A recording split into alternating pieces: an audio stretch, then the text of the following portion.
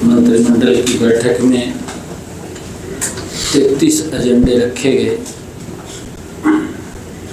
जिसमें एक agenda defer किया गया। 32 एजेंडों को स्वीकृति दी गई।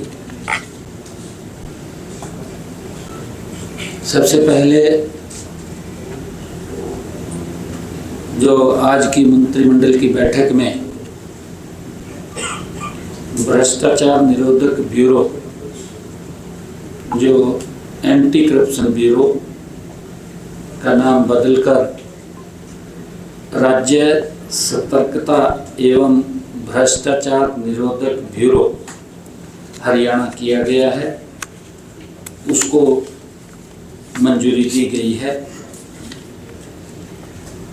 और भूमि जो ई भूमि पॉलिसी 2025 को भी मंजूरी दी गई। जो भूमि खरीद नीति है, बैठक में विकास परियोजनाओं के लिए सरकारी विभागों, बोर्ड एवं निगमों तथा सरकारी कंपनियों को स्वेच्छा से दी जाने वाली भूमि खरीद नीति 2025 को मंत्रिमंडल ने मंजूरी दी है। भूमि के एकत्रीकरण के लिए एग्रीगेटर को भी प्रोत्साहन देने तथा ऑनलाइन पोर्टल के माध्यम से उनके पंजीकरण से संबंधित प्रावधानों को इस नीति में शामिल किया गया है। और इस नीति में जो भूमि मालिक है, अपनी भूमि की स्वयं पेशकश करके और उसका अधिकतम मूल्य प्राप्त कर सकते हैं। और नीति में विभिन्न प्रावधान भी इसमें किए गए हैं कि भूमि मालिक अपने हिस्से की आंशिक या पूर्ण रूप से उसको बेच सकता है। अगर छोटा भाग भी उसका बेचना चाहे तो वो भी बेच सकता है, जिसका पहले की नीति में प्रावधान नहीं था। अब ये भी निर्णय किया गया है कि सड़क परियोजनाओं के लिए, क्योंकि कई बार ई भूमि के ऊपर हम भूमि खरीदते हैं और बीच में कुछ जमीन का टुकड़ा रह जाता और नहीं मिल पाते। मंत्रिमंडल ने निर्णय किया है कि जो NHAI की नीति है, सड़क की परियोजना के लिए भूमि के अधिग्रहण करने की जो NHAI की नीति है, उस मॉडल को अपनाने पर विचार किया जाएगा। इसके ऊपर भी वो चर्चा हुई है। इसके अलावा प्रस्तावित भूमि तक 5 क्रम का जो पहुंच मार्ग है, अप्रोच रोड है, वो सुनिश्चित करने का प्रावधान भी किया गया है। एग्रीगेटर को सुविधा शुल्क लेन देन की लागत 1% तथा 2 किस्तों में वो दिया जाएगा, ये निर्णय इसमें किया गया है। एग्रीगेटर 70% या उससे अधिक जमीन इकट्ठा करके 1000 रुपये से 3000 रुपये प्रति एकड़ की प्रोत्साहन राशि उसको दी जाएगी।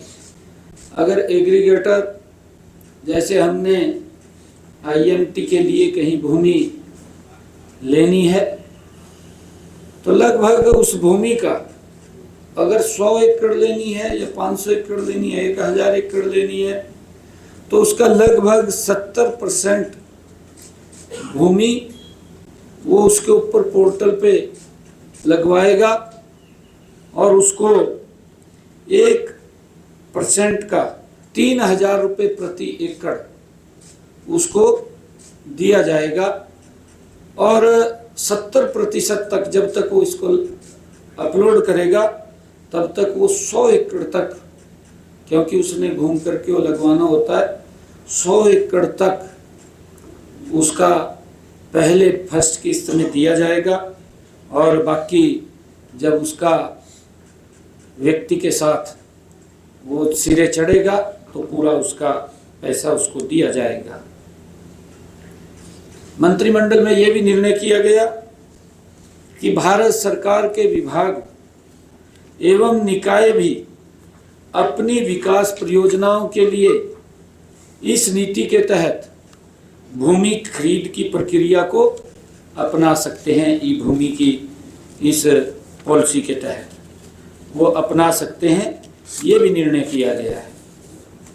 मंत्रिमंडल में ये भी निर्णय किया गया है कि जो बैठक में हरियाणा सिविल सेवा नियम 2016 में संशोधन को मंजूरी दी गई है, जिन कर्मचारियों की मृत्यु पर परिजनों को एक बड़ी राहत इसमें मिलेगी। मृतक कर्मचारियों के परिवार को 2 साल की आवास सुविधा वो सुनिश्चित की गई है, क्योंकि जो कर्मचारी सर्विस में होता था और उसके पास सरकारी आवास होता था, अगर दुर्घटना हो जाती थी तो परिवार को दिक्कत आ जाती थी, तो उसको 2 साल के लिए सुनिश्चित किया है। सेवा के दौरान किसी सरकारी कर्मचारी की अगर मृत्यु होने पर अब मृतक परिवार को आवास भत्ता ये 2 वर्ष की अवधि के लिए मिलेगा, जो पहले 1 साल के लिए मिलता था। इसके अलावा परिवार लाइसेंस शुल्क का भुगतान करके 2 वर्ष की अवधि के लिए सरकारी आवास को रख सकता है। ये इसमें उसको प्रावधान किया गया है, जो ये पहले 1 साल के लिए रख सकता था। मंत्रिमंडल में यह भी निर्णय किया गया है कि जो हमारे सेवानिवृत्त कर्मियों को वित्तीय राहत देने के लिए निर्णय किया गया है। बैठक में हरियाणा सिविल सेवा नियमों में संशोधन को भी मंजूरी दी गई है और ये नियम 19 जुलाई 2016 से प्रभावी माने जाएंगे।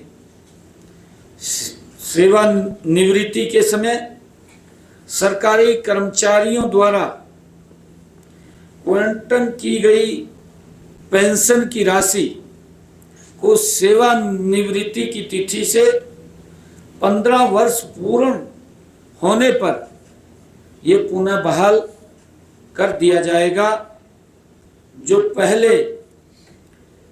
पहले 15 साल तक जब तक ब्याज सहित उस पेंशन राशि की रिकवरी हो जाए तब तक वो कटौती का प्रावधान था। यह निर्णय पेंशन के लंबे समय से चली आ रही मांगों के अनुरूप लिया गया है और इसका उद्देश्य सेवानिवृत्त कर्मचारियों को अधिक वित्तीय सुरक्षा प्रदान करना है, क्योंकि कर्मचारियों की जो ये पेंशन थी पहले ये 15 साल तक वो थी, अब इसको 15 साल तक और उसके आगे भी था, परंतु अब इसको 15 साल तक सुनिश्चित किया है। कर्मचारियों के लिए एकीकृत पेंशन योजना उसको भी जो यूपीएस उसको भी लागू को मंजूरी दी गई है। हरियाणा के कर्मचारी जो वर्तमान में न्यू पेंशन स्कीम में शामिल हैं उनको